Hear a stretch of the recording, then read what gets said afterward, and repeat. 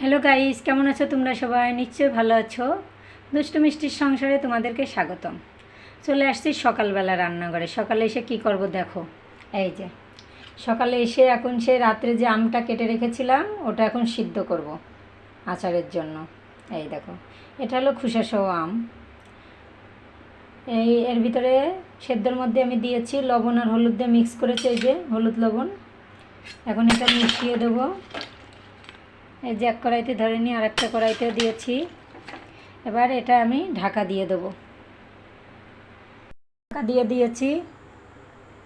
এবার কিছু সময় সিদ্ধ করব।